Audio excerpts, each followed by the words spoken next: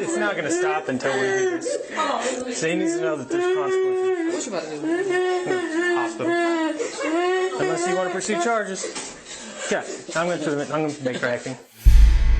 It was painful to watch. I mean, to see your kid crying for help, crying to be let go, and to see the bruises and cuts on his wrist from these handcuffs. Somebody shook our snow globe pretty dramatically, so it was a bit of an adjustment. In December 2021, school resource officer and Santa Rosa County Deputy David Daniels was in charge of patrolling High Road School in Pace. Please give me one more chance. Give me another chance. Please give me another chance. We're out of chances. Now questions have been raised by attorney J.J. Talbot as to what qualifications Daniels had to surveil students with special needs, like Brody Figueroa, who was handcuffed for at least 40 minutes. Under the law, in order to be a school resource officer, you're supposed to go through drug testing, you're supposed to be background check, and under the law, you're supposed to have psychological testing.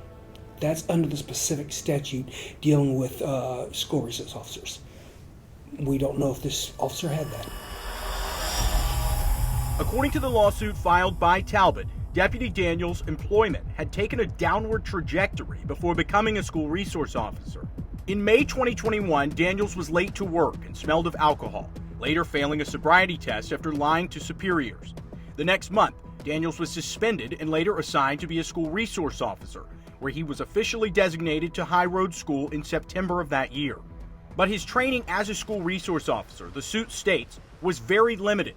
It revealed Daniels completed autism training once a year for 3 years, but that training, a 4-minute video with no testing.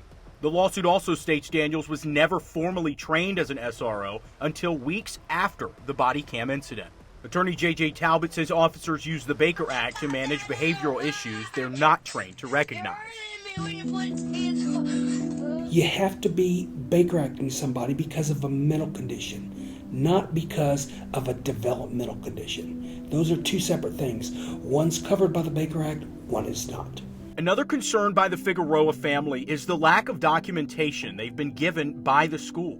In one example, the lawsuit alleges Officer Daniels turned off his body cam video in the middle of it all. What do you think happened? I mean, what led to the handcuffing? What led to the whole... Unfortunately, we don't know because the officer turned his Yeah, and body they've cam actually off. never gave us an incident report from the school on the actual incident that led to it. Absolutely So- not. We were never sent any types of communication. It's still unclear if the Department of Education was notified either, as the 2021 incident reporting system known as the Cessor report shows no incidents reported to law enforcement at High Road School that year.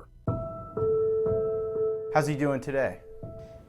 It's still good. And of course, he misses school. does. He misses his misses the friends. interaction with friends and things like that. He But doesn't. we'll go on and try to do our a little homeschooling sessions. We've gone through a couple different programs to see which will work out best with him.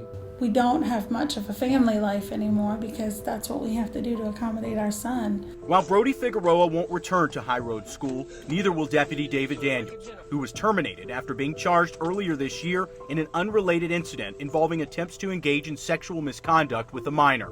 Pending the ongoing litigation, the Sheriff's Office and the school board have declined to speak.